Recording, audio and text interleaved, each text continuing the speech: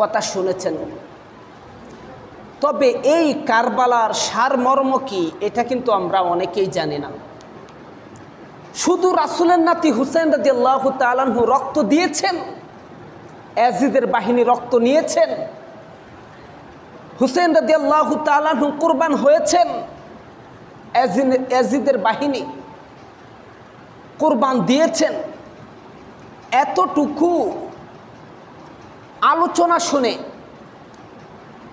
শুধু মর্মাহত হৃদয় আর নিজেকে বারাক্রান্ত করার কোনো প্রয়োজন নেই।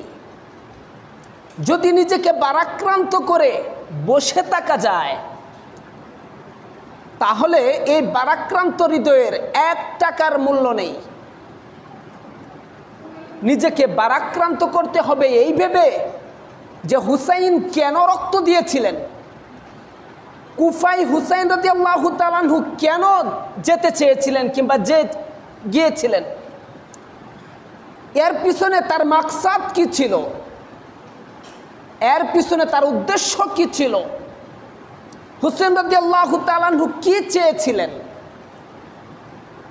আর ইয়াজিদ হুসেন রাদিয়াল্লাহু তাআলা আনহুর এই চাওয়ার বিরুদ্ধাচার কি করেছিলেন।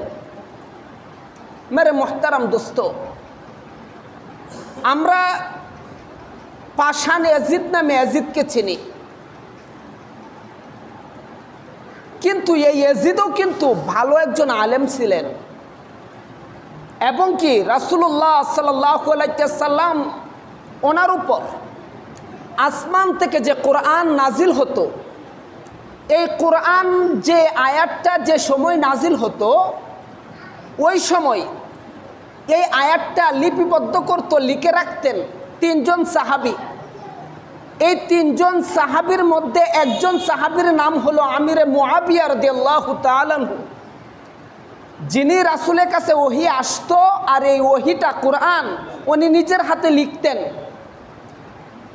এমন একজন জলিলুল কদর সাহাবী ছিলেন আমিরে মুআবিয়া রাদিয়াল্লাহু তাআলা আনহু। এই আমিরে মুআবিয়া রাদিয়াল্লাহু তাআলা আনহুর কলিজার টুকরা সন্তান ছিলেন ইয়াজিদ। এই ইয়াজিদকে আমিরে মুআবিয়া রাদিয়াল্লাহু তাআলা আনহু যত যুদ্ধে পাঠিয়েছেন, সেনাপতি বানিয়ে সমস্ত যুদ্ধে কাফেরদের বিরুদ্ধে ইয়াজিদ বিজয়ী হয়ে এরপরে তার বাবার দরবারে ফিরে এসেছে। সব কিছু বিবেচনা করে আমিরে মুআবিয়া রাদিয়াল্লাহু তাআলা আনহু ইয়াজিদকে খেলাফতের দায়িত্ব তার উপরে অর্পণ করেন এবং খেলাফতের দায়িত্ব অর্পণ করে আমিরে মুআবিয়া রাদিয়াল্লাহু তাআলা আনহু জুমার দিন 2 খুতবার মাঝখানে এই দোয়া করেছেন যে হে আরশের মালিক আল্লাহ, আমি যদি আমার ইয়াজিদকে, আমার সন্তানকে হক বিবেচনা করে খেলাফতের দায়িত্ব দিয়ে থাকি, কিংবা সে যদি হক পথে অটল থাকে তাহলে তাকে তুমি সাহায্য করো, আর যদি হক পথ থেকে সে দূরে সরে যায় তাহলে আমি 2 খুতবার মাঝখানে তুমি আল্লাহর কাছে ফরিয়াদ করতেছি আমার ইয়াজিদকে তুমি ধ্বংস করে দিও। তাহলে কেমন ব্যক্তি ছিলেন আমিরে মুআবিয়া, যার সন্তানের জন্য তিনি নিজেই অগ্রিম দোয়া করে গেছেন ভালো হলে আরশ থেকে সাহায্য করার জন্য, আর যদি ওর দ্বারা ইসলামের খেলাফ কোনো কাজ হয় তাহলে তাকে যেন ধ্বংস করে দেয়। তার ধ্বংসের দোয়া উনি 2 খুতবার মাঝখানে করে গিয়েছিলেন বাবা হয়ে সন্তানের জন্য। সাধারণ মানুষ দোয়া করে নাই, জান্নাতের সার্টিফিকেট পাওয়া একজন জলিলুল কদর সাহাবী আমিরে মুআবিয়া রাদিয়াল্লাহু তাআলা আনহু তার সন্তানের জন্য এই দোয়া করেছেন। কিন্তু উনি ওয়াফাতের পরে, ইন্তেকালের পরে আস্তে আস্তে আস্তে আস্তে ইয়াজিদ ক্ষমতার লোভে ইসলামিক সমস্ত কালচার কিছু মানে আর কিছু মানে না।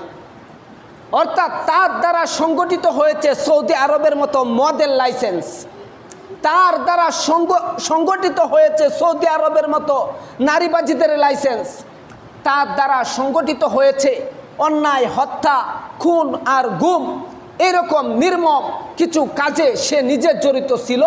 তার দলের লোকেদেরকেও সে জড়িত করেছিল। আর এটা ইসলামের খেলাফ। রাসূলের কলিজার টুকরা নাতি হুসেন রাদিয়াল্লাহু তাআলা আনহুর সহ্য হয় নাই। হুসেন রাদিয়াল্লাহু তাআলা আনহু তিনি গেলেন,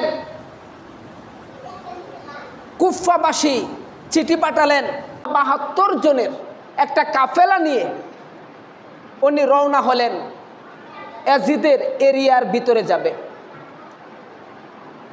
কিন্তু হুসেন রাদিয়াল্লাহু তাআলা আনহু উনি তো জানতেন ইয়াজিদ আলেম ছিলেন, উনি জানতেন তার রাজত্ব তাকে কে দিয়েছিল।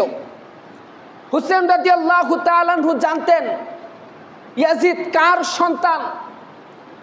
এরপরেও ইসলাম কি বলে হুসেন রাদিয়াল্লাহু তাআলা আনহু সেই দিকে চেয়েছেন, ইয়াজিদ কার সন্তান এই দিকে চান নাই।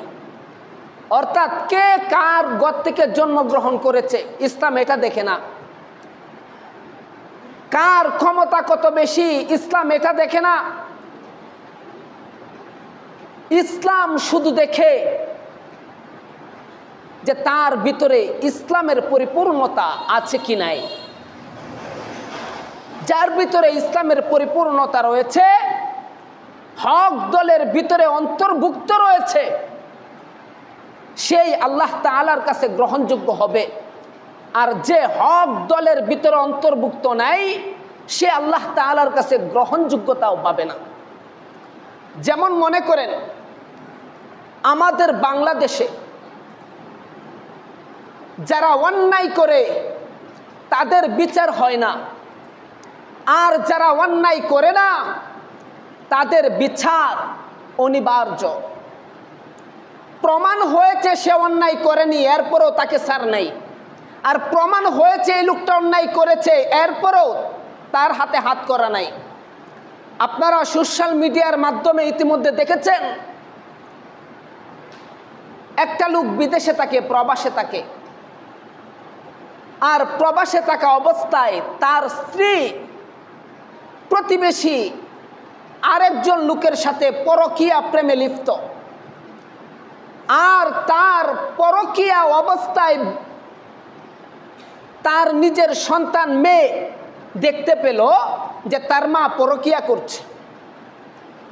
আর এই কথাটা বাবাকে বলে দিবে, এই প্রতিশ্রুতি মেয়েটা নিছে যে আমি তোমাদেরকে বিবস্ত্র অবস্থায় দেখেছি, আমার বাবা বিদেশ, আমি এটা কখনোই বরদাস্ত করব না, আমি বাবাকে ফোন করে সব বলে দেব।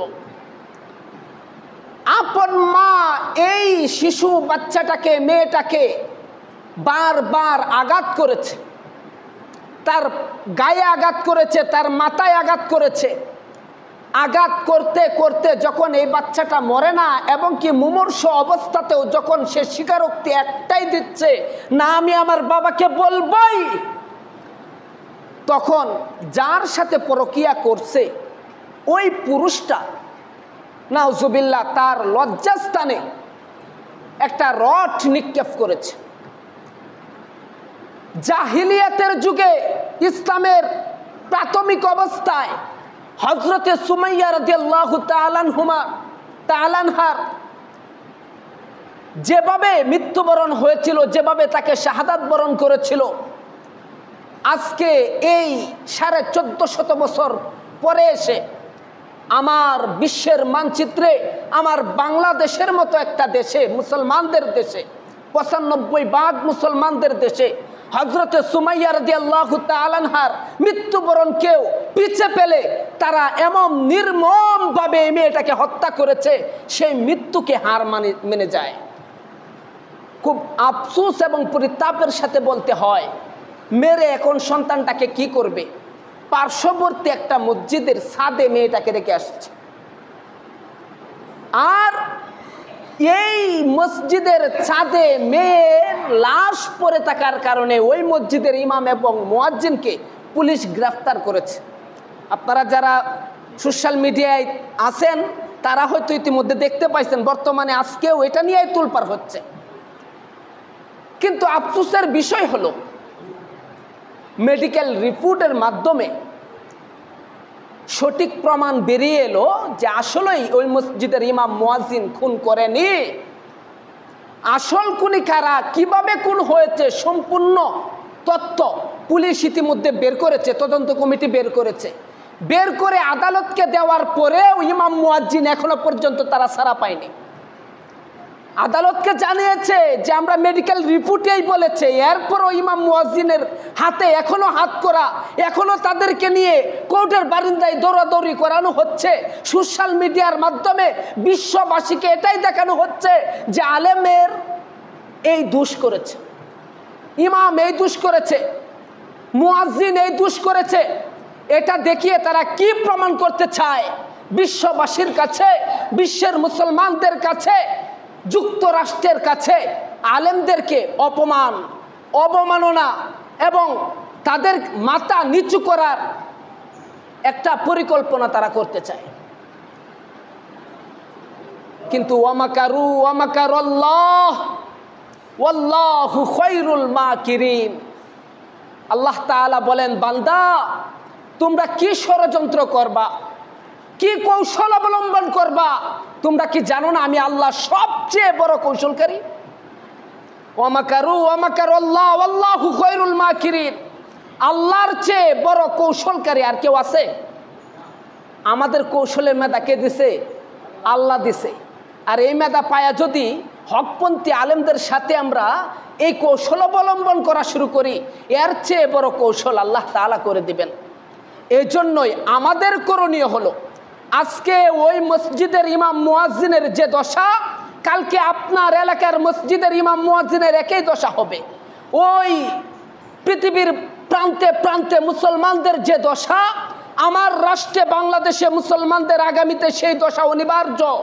সুতরাং আমাদের করণীয় কি এবং বর্জনীয় কি?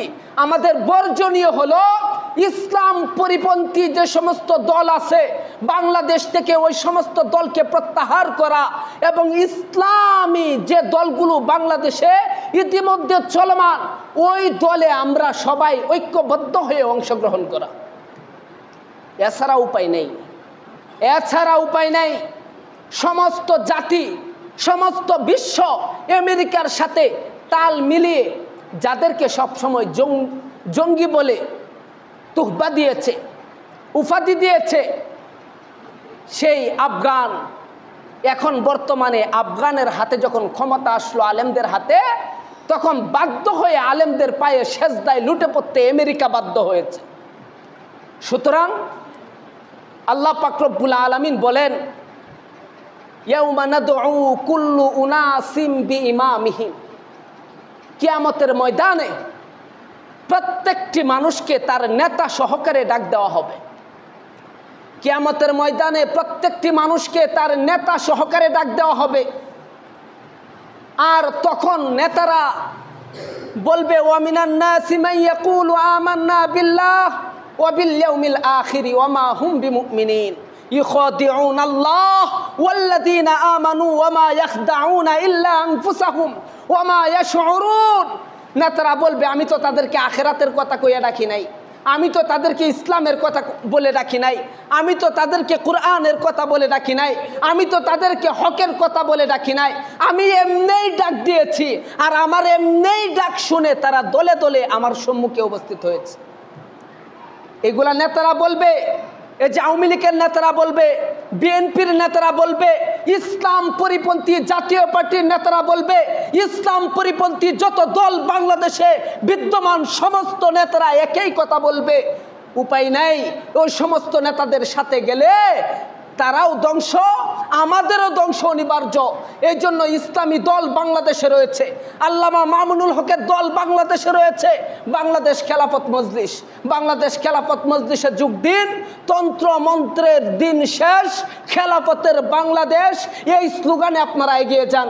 ইনশাআল্লাহ আশা করা যায় যদি ইসলাম প্রতিষ্ঠা করতে পারি রাষ্ট্রীয়ভাবে, তাহলে অন্যায় থাকবে না বাংলাদেশে, অবিচার থাকবে না বাংলাদেশে, জুলুম নির্যাতন গুম খুন হত্যা থাকবে না বাংলাদেশে। বাংলাদেশে একটা শান্তির রাষ্ট্র কায়েম হবে। যে সমস্ত দেশকে আমরা মাথা নিচু করে তাদের সাথে কথা বলতে হয়, খোদার কসম, ইসলামী দল যদি ক্ষমতায় আসে, সারা বিশ্ব আমেরিকা দিল্লি নয়, সমস্ত দলগুলো বাংলাদেশের মানুষের কাছে সেজদায় লুটে পড়তে বাধ্য হবে ইনশাআল্লাহ। এজন্য ইসলামী দল রয়েছে, ইসলামী দলের ভিতরে আমরা ঐক্যবদ্ধ হই। আপনারা অনেকেই এ কথা বলতে পারেন যে মসজিদের মিম্বারে বসে রাজনীতির কথা বলা ঠিক না, যে রাজনীতির কথা মসজিদের মিম্বারে বসে বলা যায় না ওই রাজনীতি করা হারাম। যে রাজনীতির কথা মসজিদের মিম্বারে বসে করা যায় না ওই রাজনীতি করা কি হারাম। আমি এখান থেকে বলে দিলাম, আপনারা সারা বিশ্বের যে কোনো জায়গায় যান, যা এই ফতোয়া নিয়ে আইসেন, আমার কথাই ঠিক হবে। মসজিদের মিম্বারে বসে যে রাজনীতির কথা বলা যায় না, যে দলের কথা বলা যায় না, ওই দল করা সম্পূর্ণরূপে হারাম। কারণ রাসূলুল্লাহ সাল্লাল্লাহু আলাইহি ওয়াসাল্লামের আলাদা কোনো সংসদ ছিল না। রাসূল রাজনীতি করেছে, আর রাজনীতির সংসদের সর্বোচ্চ চেয়ার ছিল মসজিদের এই মিম্বার। এই মিম্বারে বসে সংসদ কায়েম করতেন, এই মিম্বারে বসে কোরআন দেখে দেখে আইন প্রয়োগ করতেন, এই মিম্বারে বসে এলাকার দেশের সমস্ত বিচার, সমস্ত নালিশ উনি শুনতেন এবং এখান থেকেই সব নালিশের ফায়সালা উনি দিয়ে দিতেন। আল্লাহ পাক রব্বুল আলামিন আমাদের প্রত্যেককেই হক দলের অন্তর্ভুক্ত হওয়ার তৌফিক দান করুক, সকলে বলে আমিন। যারা সুন্নত পড়েন নাই, কাবলাল জমা 4 রাকাত সুন্নত পড়ে নেন।